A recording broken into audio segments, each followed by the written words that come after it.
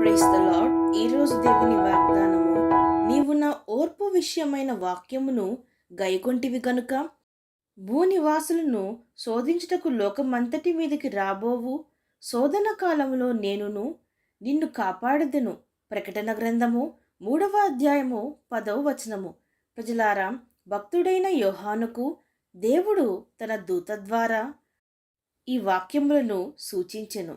నీవు నా వాక్యములను గైకొని వాటిని అనుసరించి నడుచుకొని నా కొరకు ఓర్పు కలిగి నా యందు ఓర్పు కలిగి ననుసరించినందున దేవుని ఉగ్రత దినముల నుండి భూనివాసులందరిను శోధించుటకు రాబోవు శోధన కాలము నుండి నిన్ను కాపాడెదను అని తండ్రి సెలవిచ్చుచున్నాడు. ప్రజలారా, దేవుని ఉగ్రత దినము ఒకటి ఉందని మీరు ఎరుగరా? అది ఇంతకు ముందు అలాంటిది రాలేదని, ఇక తరువాత మరొకటి అలాంటిది ఉండదని మీరు ఎరుగరా? సొదొమ గొమొర్రా పైన దేవుడు కురిపించిన ఉగ్రత కంటే అది ఎన్నో రెట్లు ఎక్కువ ఉంటుందని మీరు తెలుసుకొనుడి.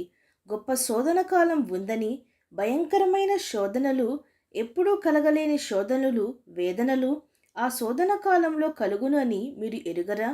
ప్రజలారా, అలాంటి శోధన కాలం నుండి తప్పించాలనే ఆనాడు ప్రభువు ఎంతగానో ప్రయాసపడెను.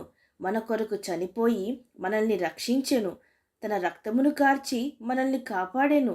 మరియు ఎందరో ప్రవక్తలు, ఎంతోమంది శిష్యులు, సువార్తికులు, అపోస్తులు, ప్రసంగికులు, మరి ఎంతోమంది ఆనాడు నుంచి నేటి వరకు చెప్పుచూనే వచ్చుచున్నారు, మారుమనస్సు పొందుడి, మారుమనస్సు పొందుడి, మారుమనస్సు పొందుడి అని. లేకపోతే దేవుని ఉగ్రతకు పాలవుదురు, పరలోక రాజ్యమునకు పాత్రులు కారు, నరకమునకే పాత్రులవుదురు అని. ప్రజలారా, ఏ విధంగా అయితే ఈ వాక్యములో యోహానుకు సెలవిచ్చెనో మనకు కూడా దేవుడు అదే విధంగా సెలవిచ్చుచున్నాడు. ఎవరైతే నా మాటలు విని వాటిని గైకొని క్రియల్లో చూపుదురో అట్టివారు రక్షింపబడుదురు.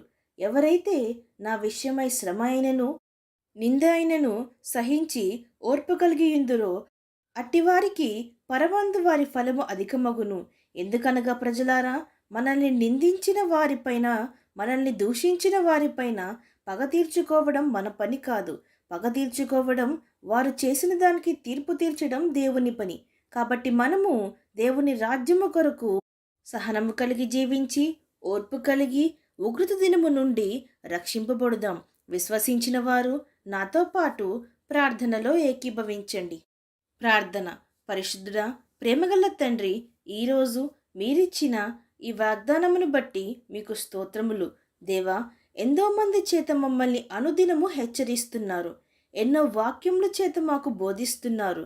దేవా, వాటిని గైకొని మారుమనసు పొందేవారముగా ఉండి మీ చేత రక్షింపబడాలి, కానీ వాటిని నిర్లక్ష్యం చేసి దేవుని ఉగ్రతకు పాత్రులము కాకూడదు.